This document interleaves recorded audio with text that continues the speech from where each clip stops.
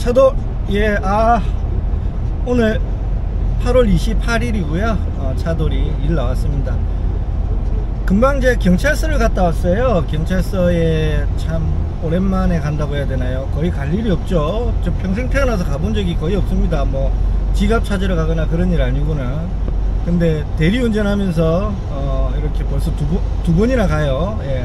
한 번은 운행 중에 폭행을 당해서 한번 갔었고요. 그게 작년인가 재작년이고, 어제는 교통사고가 났습니다. 사고가 났는데 이게 교통사고가 아니에요. 이 말을 어떻게, 뭐 교통사고가 났는데 교통사고가 아니라, 예, 제가 저기 탁송 운행 중에 제초 작업을 하고 있었습니다. 이 전용도로 비슷한 곳이었고요. 거기에서 제초 작업을 하는 중에 돌이 튀었어. 그래서 그쪽에서 우리가 했다는 증거를 가져와라. 그러니까 뭐 CCTV 그 블랙박스를 가져오면 자기들이 보상을 해주겠다 했는데, 차에 블랙박스가 있긴 했는데 이게 저기 매매상에서 보내는 차들은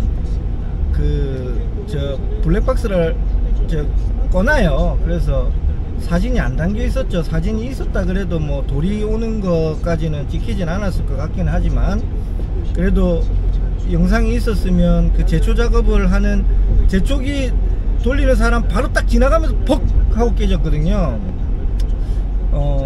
제가 보시면 아시겠지만 이게 사진이 뭐 일반 작은 잔돌 튄 그런 돌방이 아니에요. 완전히 유리가 아작이 났죠. 손바닥 이상 크기의 표시가 났습니다. 그래서 일단 제 보험으로, 제 탁송 보험이 있으니까 제 탁송 보험으로 보험 처리를 했고요. 그리고 이제 억울하잖아요. 우리가 억울하면 고소를 해야 됩니다. 그래서 저기 경찰서에 와서 이제 민원 접수를 했는데, 요 사건은 재물손괴에 해당된다고. 근데 이제 고의성이 있는 재물손괴가 아니기 때문에 이거는 형사 쪽 경찰서에서는 자기들이 해줄 수 있는 게 없고, 법원에 가서 민사로 접수를 하라 그럽니다. 그래서 일단은 제 걸로 보험 처리되고 나서 이제 금액이 상계되면 민사 접수를 할 거고요. 예, 자부담금 30만원 들어가죠.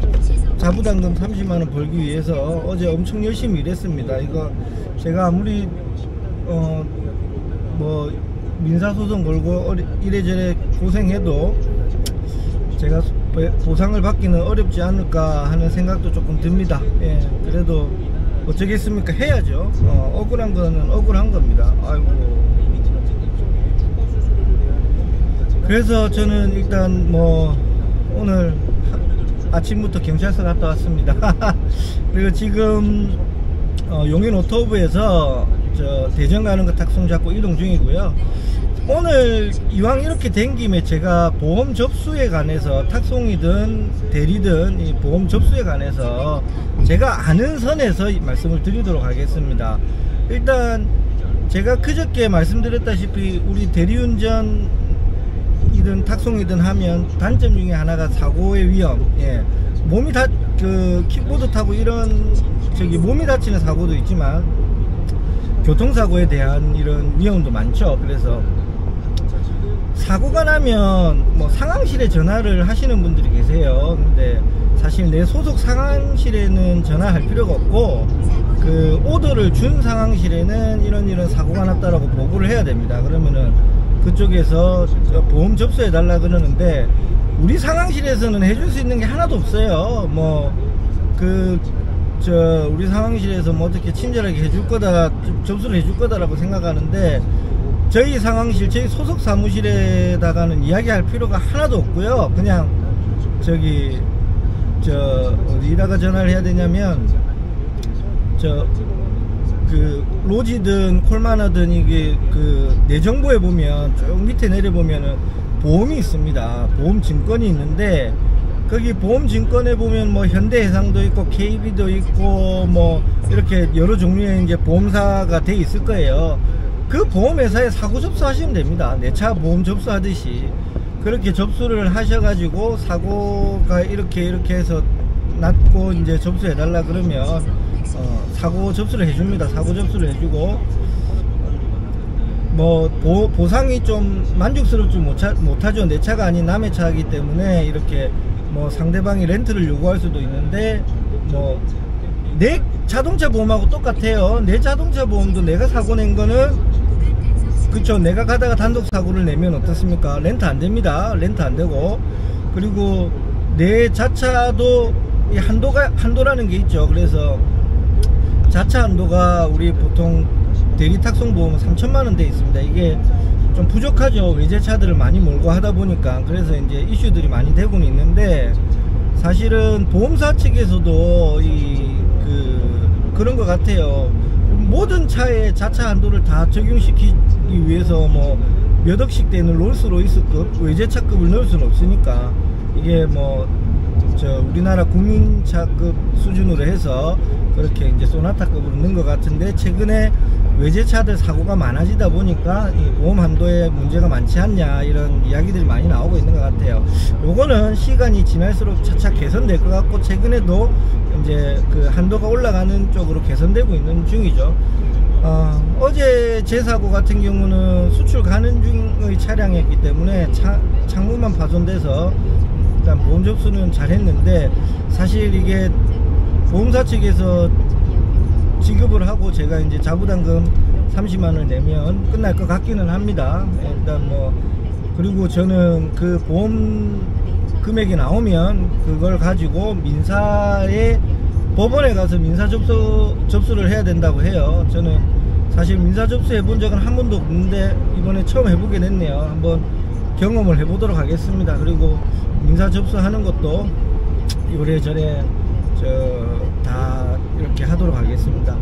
사실 우리가 탁송 대리운전 하다 보면 사고가 안 날 수가 없어요. 제 차도 아니고, 내 차를 모는 것도 사고가 날 수 있는데, 내 차도 아니고 내가 맨날 가보던 길도 아닌 처음 가보는 길을 가야 되고, 그리고 주차하는 위치도 내가 항상 하는 위치가 아니에요. 그러다 보니까 사고가 안 날 수가 없어요. 그래서 보험이 필요하죠. 근데 사고가 나면 보험으로만 모든 걸 해결하기가 또 쉽지가 않을 때가 있어요. 그래서 대리 탁송 운전을 하실 때는 항상 조심해야 된다. 근데 조심을 해도 납니다. 어제 제가 났던 사고 같은 경우는 정말 뭐 제가 어떻게 할 방법이 없는 그런 사고였어요. 그냥 도로를 지나가고 있는데 옆에서 예초기를 돌리고 있네, 폭! 끝이었어요. 예, 그게 다였고, 앞차도 없었고 옆차도 없었어요. 제가 보통 이런 탁송할 때 앞차랑 앞에 큰 차들하고 간격을 좀 두는 편입니다. 옆에랑도 간격을 좀 두고요. 옆에 앞뒤 좌우를 차가 없이 거의 저는 운행을 하는 스타일이라서, 그래서 일단은 그래요. 예초기에서 돌이 날라온 게 100% 맞고요. 단지 그거를 증명할 방법은 없습니다. 이 CCTV가 찍힌 것도 없고 하니까. 어쨌든 제 영상을 보시는 많은 대리기사님들, 탁송기사님들 운전 조심하시고요. 요 일에 대해서는 악플을 좀 안 달아주셨으면 좋겠습니다. 악플을 다시면요, 사장님도 사고 나실 수 있습니다. 그때 사고 나셨을 때 뭐라 그러게, 내가 이렇게 악플 달아서 사고 났나, 이런 생각 드실 수 있어요. 그러니까 요 일에 있어서 저 새끼 꼴 좋다, 차돌이 뭐 잘난 척 하더니 사고나 내고 댕기네, 이런 식으로 악플은 자제해 주셨으면 좋겠습니다. 이걸로 악플 다시는 분들은 없겠죠.